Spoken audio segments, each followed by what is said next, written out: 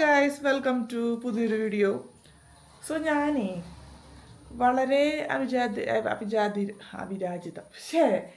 അവിചാരിതം ആയിട്ട് നമ്മുടെ 24-ലെ തമ്മിൽ എന്ന് പറയുന്ന ഒരു ഡിബേറ്റ് ഷോ ഇല്ലേ, അത് കാണാനിടയുണ്ടായി കേട്ടോ. ആൻഡ് അതിലെ എനിക്കതിൽ ചില കാര്യങ്ങൾ വളരെ അത്ര അങ്ങോട്ട് ദഹിച്ചില്ല. അപ്പം എനിക്കതൊന്ന് സംസാരിക്കണമെന്ന് തോന്നി. ഫസ്റ്റ് ഓഫ് ഓൾ, ഇപ്പം ലേറ്റസ്റ്റ് എപ്പിസോഡിലുള്ള കാര്യമാണ് ഞാൻ പറയുന്നത്. അപ്പോൾ അതിൽ ഒരു ടോപ്പിക് എന്ന് പറയുന്നത് സ്ത്രീകളുടെ വസ്ത്രധാരണമാണ്. സ്ത്രീകളുടെ വസ്ത്രധാരണം എങ്ങനെ പുരുഷന്മാരെ പ്രലോഭിപ്പിക്കുന്നു എന്നുള്ള രീതിയിലൊക്കെയുള്ള ഒരു ടോക്ക് ഷോയാണ്. ഫസ്റ്റ് ഓഫ് ഓൾ, അത്തരമൊരു വിഷയം എടുത്ത് കൊണ്ടുവന്ന് ചർച്ച ചെയ്യപ്പെടുമ്പോൾ തന്നെ നമ്മുടെ സൊസൈറ്റി എത്രമാത്രം അധപ്പതിച്ചു എന്നുള്ളത് അതിൽ നിന്ന് വ്യക്തമാണ്. അപ്പം അതിൽ ചില പുരുഷന്മാരിരുന്ന് പറയുന്നുണ്ട്, സ്ത്രീകളുടെ വസ്ത്രധാരണം വെച്ചിട്ടാണ് അവർക്ക് ഒരു സൊസൈറ്റിയിൽ ഒരു ബഹുമാനം ആളുകൾ നൽകുക എന്നുള്ളത്. അതായത് ഇന്നിന്ന വസ്ത്രം ധരിച്ച സ്ത്രീകൾ ബഹുമാനിക്കപ്പെടണം, ഇന്നിന്ന വസ്ത്രം ധരിച്ച സ്ത്രീകളെ ആളുകൾ പുച്ഛിക്കും, ആളുകൾ വെറുക്കും, ആളുകൾ മറ്റേ ചുവയോടെ കാണും എന്നെല്ലാമൊക്കെയാണ് അതിൽ പറയുന്നത്. ആൻഡ് അതിൽ ഒരു പർട്ടിക്കുലർ ചേട്ടനുണ്ട്. ആ ചേട്ടൻ പറഞ്ഞൊരു കാര്യമുണ്ട്, അതിലോട്ട് ഞാൻ വരാം. പ്രശ്നം എന്താ വെച്ചാൽ ഫ്രസ്ട്രേഷൻ അഗ്രഷൻ തിയറി ഉണ്ട്. ഒരു പുരുഷൻ എത്രത്തോളം സെക്ഷൽ ഇമേജുകൾക്ക് എക്സ്പോസ് ആവുന്നത് ഒരു ദിവസം അതിന്റെ പഠനങ്ങളുണ്ട്. നമ്മൾ ഹോർഡിങ്സും അഡ്വർടൈസ്മെന്റും മോഡൽസിന്റെ ഒക്കെ നോക്കുക. ആ സെക്ഷലി എക്സ്പോസ്ഡ് ആവുന്നത് ഒരു ടാർഗറ്റിൽ ഒരു ടാർഗറ്റിൽ നിന്ന് നമ്മൾ സെക്ഷലി എക്സ്പോസ്, നമ്മൾ ഭയങ്കര ട്രിഗേർഡ് ആയാൽ, ഇപ്പൊ നമ്മള് ഓഫീസിൽ നിന്ന് ബോസ് ചീത്ത പറഞ്ഞാൽ തിരിച്ച് ബോസിനോട് ചീത്ത പറയാൻ പറ്റില്ല. നമ്മൾ വീട്ടിൽ പോയിട്ട് വേറെ ആരോടെങ്കിലും ദേഷ്യം തീർക്കും. എനിക്കത് കേട്ടിട്ട് എനിക്ക് ഒട്ടും അക്സെപ്റ്റ് ചെയ്യാൻ പറ്റിയില്ല. ഇത് എനിക്ക് തോന്നുന്നു പരിപാടിയുടെ ഏതൊരു 12ാമത്തെ മിനിറ്റിലാണ് പറയുന്നത്. ചൈൽഡ് അബ്യൂസ് എങ്ങനെയാണ് ഇതൊക്കെയായിട്ട് കണക്റ്റ് ആവുന്നത്? അതായത് നമ്മൾ ഓഡിയൻസ് കണ്ട് നമ്മുടെ ഉള്ളിൽ ഫ്രസ്ട്രേഷൻ വന്നിട്ട് അത് എങ്ങനെയാണ് ഒരു കുട്ടിയുടെ അടുത്ത് തീർക്കാൻ തോന്നുക? എനിക്ക് ആ പുള്ളി അതൊന്ന് വിശദീകരിച്ച് തന്നാൽ നല്ലതായിരുന്നു. ഇങ്ങനെയും ചിന്തിക്കുന്ന മനുഷ്യരുണ്ടോ എന്ന് തോന്നത്തക്ക രീതിയിലാണ് അതിനെങ്ങനെ ന്യായീകരിക്കുന്നത്. ലൈക്ക് ആ പുള്ളി പറയുന്നത് അതായത് ചൈൽഡ് അബ്യൂസ് നടക്കുന്നത് എന്താ അറിയോ, നമ്മൾ പുരുഷന്മാർക്ക് ഇങ്ങനെ കാണുമ്പോൾ നമുക്ക് ഇങ്ങനെയൊക്കെ തോന്നി, അപ്പോൾ ഇങ്ങനെയൊക്കെ തോന്നുമ്പോൾ നമ്മൾ പറ്റിപ്പോവും, അങ്ങനെ ചെയ്തു പോകും. അപ്പം നിങ്ങൾ വേണം, കുട്ടികളാണെങ്കിൽ കുട്ടികളും സ്ത്രീകളും നിങ്ങൾ വേണം അതിനനുസരിച്ചിട്ട് പെരുമാറാനായിട്ട്. നിങ്ങൾ നല്ല രീതിക്ക് എല്ലാം മറച്ച് പർദ്ദയൊക്കെ ഇട്ട് നടക്കാൻ പറ്റുക അത്രയും നല്ലത്. അങ്ങനെ നടക്കണം, അല്ലാണ്ട് നമ്മൾ പറഞ്ഞിട്ട് കാര്യമൊന്നുമില്ലേ ഇങ്ങനെ പറയുന്ന പോലെയാണ് എനിക്കത് കേട്ടിട്ട് തോന്നിയത്.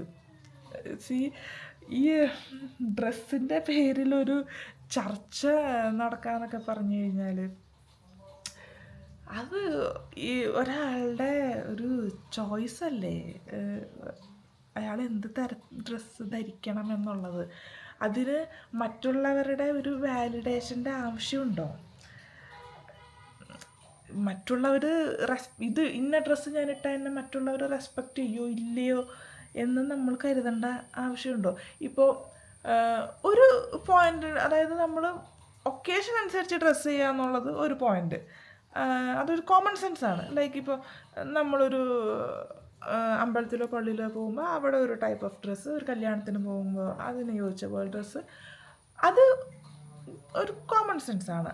അതല്ലാണ്ട് ഇങ്ങനെ ഒരു ഡ്രസ്സ് ഇട്ടാൽ നീ അങ്ങനത്തവളാണ് എന്ന രീതിയിൽ ആളുകൾ ചിന്തിക്കുന്നത് കൊണ്ട് നമ്മൾ നമ്മുടെ വസ്ത്രധാരണം മാറ്റണോ? ഇപ്പം ഞാൻ എൻ്റെ ഒരു കേസ് പറയാം. നിങ്ങൾ എൻ്റെ വീഡിയോസ് സ്ഥിരമായിട്ട് കാണുന്ന ഒരാളാണ്, എന്നെ നിങ്ങൾ ഫുൾ ടൈം കാണുന്നത് ഈ ടീഷർട്ടിലും പാൻറ്റിലും ഒക്കെ തന്നെ ആയിരിക്കാം മിക്കപ്പോഴും. ഞാനിപ്പോൾ അല്ലാതെ ഞാനൊരു ഡ്രസ്സ് ഇട്ട് കഴിഞ്ഞാൽ തന്നെ ഞാൻ സ്ലീവ്ലെസ് ഡ്രസ്സുകൾ ഇടാറില്ല, ഞാൻ ട്രൗസേഴ്സ് ഇടാറില്ല, ഞാൻ സ്കേർട്ട് ഇടാറില്ല. ഞാൻ എന്തുകൊണ്ട് ഇങ്ങനെയൊക്കെ ഇടാതെയായി? സത്യം പറഞ്ഞാൽ ഞാൻ എൻ്റെ ഈ ലൈഫ് മൊത്തം മറ്റുള്ളവരുടെ വാലിഡേഷന് വേണ്ടി കാത്തിരുന്ന് ഞാനിങ്ങനെയായി പോയതാണെന്ന് വേണമെങ്കിൽ പറയാം. ഞാൻ സ്ലീവ്ലെസ് ഇട്ട് കഴിഞ്ഞാൽ അവരെന്ത് വിചാരിക്കും? അത് ചെറുപ്പം തുടങ്ങിയ എൻ്റെ മൈൻഡിലോട്ട് അങ്ങനെ വന്നിട്ടുണ്ട്. ഒന്നാമത് ഞാൻ പഠിച്ച എൻ്റെ സ്കൂളിങ്ങൊക്കെ ഞാൻ പഠിച്ചത് സിസ്റ്റേഴ്സിൻ്റെ സ്കൂളിലാണ്. അപ്പോൾ അവിടെ ഭയങ്കര സ്ട്രിക്റ്റാണ് ഡ്രസ്സിങ്ങിൻ്റെ കാര്യത്തിൽ. ഈവൻ മേക്കപ്പ് പോലും യൂസ് ചെയ്യാൻ ഒന്നും പറ്റുമൊന്നുമില്ല. അപ്പോൾ അവിടെ നിന്നേ എൻ്റെ ഉള്ളിലിങ്ങനെ ഇങ്ങനത്തെ ഡ്രസ്സുകൾ ഇട്ടാൽ എനിക്കത് നന്നാവില്ല എന്നുള്ളൊരു സാധനം എൻ്റെ മൈൻഡിൽ കുഞ്ഞുനാൾ തുടങ്ങിയേ ഉണ്ട്. അതുകൊണ്ടാണ് ഞാൻ ജീൻസ് തന്നെ ഒരു പ്രായത്തിന് ശേഷമാണ് ഞാൻ യൂസ് ചെയ്ത് തുടങ്ങിയത്. അതിൽ പിന്നെയാണ് ഞാൻ ഇങ്ങനെ ആയത്. ജീൻസ് ഇട്ട് അത് ഒരു സംഭവം ഇട്ട് പിന്നെ കുറച്ച് കംഫർട്ടബിൾ ആയപ്പോൾ ഞാൻ പിന്നെ കംപ്ലീറ്റ് ആയിട്ട് ആ ഒരു ഇതിലോട്ട് വന്നു. ബട്ട് സ്റ്റിൽ ഇപ്പോഴും ഞാൻ സ്ലീവ്ലെസ് ഡ്രസ്സുകൾ ഞാൻ ഇടാറില്ല. നിങ്ങൾ എൻ്റെ ഒരു വീഡിയോയിൽ ഞാൻ സ്ലീവ്ലെസ് ഇട്ട് കാണില്ല. കാരണം എന്താണ്, എനിക്കെന്തോ അതിട്ട് കഴിഞ്ഞാൽ അയ്യോ എന്താ വിചാരിക്കുക. അതിപ്പോഴും എൻ്റെ ഉള്ളിലുണ്ട്. എൻ്റെ അടുത്ത് ഇപ്പോൾ എൻ്റെ ഹസ്ബൻഡ് എൻ്റെ അടുത്ത് പറയാറുണ്ട്, ഇടി നീ കുറച്ചും കൂടെ മോഡേണായിട്ട് ഡ്രസ്സ് ചെയ്യും. ഞങ്ങൾ എബ്രോഡ് ട്രിപ്പൊക്കെ പോകുമ്പോൾ ഞങ്ങളുടെ ഹണിമൂൺ ടൈമിൽ ഞങ്ങൾ മലേഷ്യക്ക് ട്രിപ്പ് പോയ സമയത്തൊക്കെ പുള്ളി എൻ്റെ അടുത്ത് എത്ര വട്ടം പറഞ്ഞു, ഇടി ഇവിടെ ആര് കാണാനാണ്, നീ കുറച്ചൊന്നും മോഡേണായിട്ട് ഡ്രസ്സ് ചെയ്ത് നീ സ്ലീവ്ലെസ് ഇട്, അത് അങ്ങനത്തെ കുറച്ചും കൂടെ ഒക്കെ അങ്ങനെ ആ ടൈപ്പ് ഡ്രസ്സ് നീ യൂസ് ചെയ്യേ. എനിക്ക് പറ്റില്ല, എനിക്ക് എന്തോ ഒരു ഡിസ്കംഫർട്ടാണ്. ചിലപ്പോൾ എനിക്ക് അത് നന്നായിരിക്കും, ഞാൻ അത് ഇട്ട് നോക്കിയാലല്ലേ മറ്റുള്ളവരുടെ കണ്ണിലത് എങ്ങനെയാണെന്നുള്ളത് എനിക്ക് മനസ്സിലാവുള്ളൂ.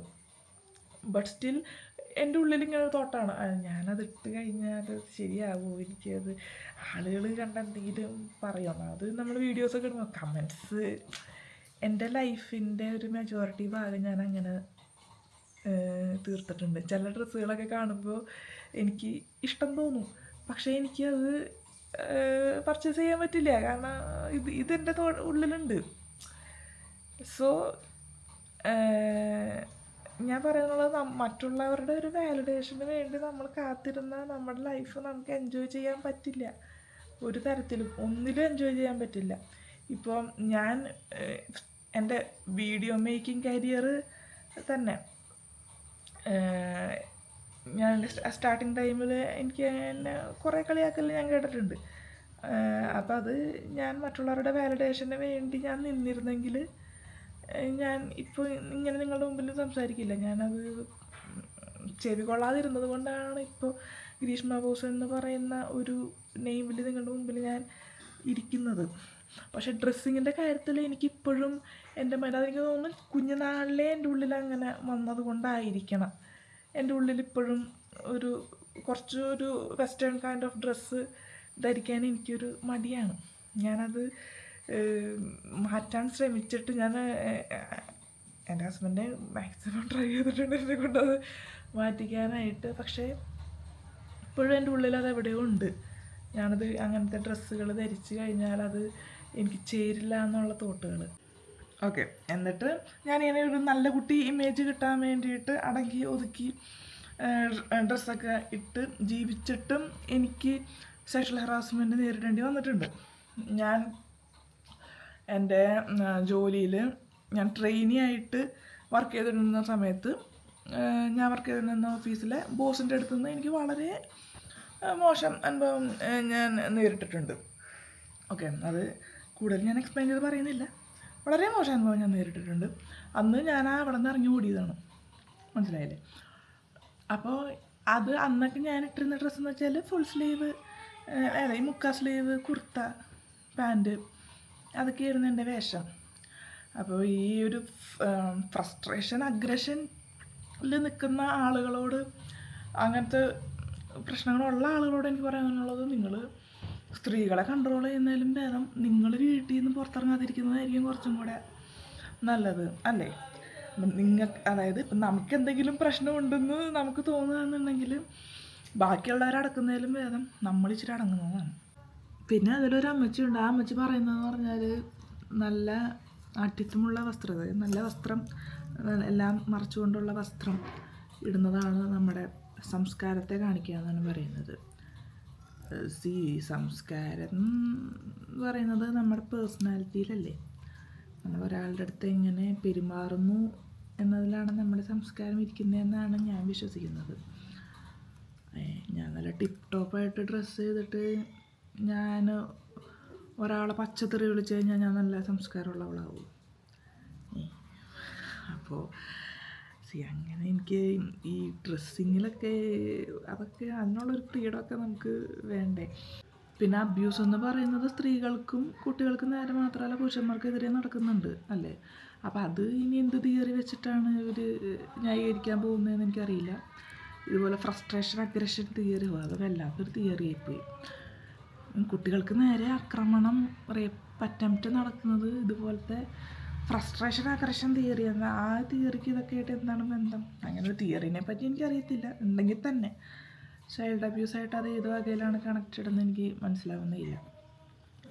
അപ്പം ഞാൻ പറയുന്നതെന്ന് വെച്ചാൽ എനിക്ക് ആ കാര്യത്തിലൊക്കെ എനിക്ക് ഇപ്പോൾ ഒരു ജെൻസി കിഡ്സിൻ്റെ അടുത്ത് എനിക്ക് വളരെയധികം റെസ്പെക്റ്റ് ഉണ്ട് കേട്ടോ. അവർ ഇപ്പോൾ നമ്മുടെ ഈ മില്ലേനിയൽസ് ആണെങ്കിൽ നമുക്ക് മുമ്പുള്ളവരുടെയൊക്കെ ആണെങ്കിൽ കുറേ ഐഡിയോളജീസ് പൊളിച്ച് ചെയ്തുകൊണ്ടിരിക്കുന്നുണ്ട്.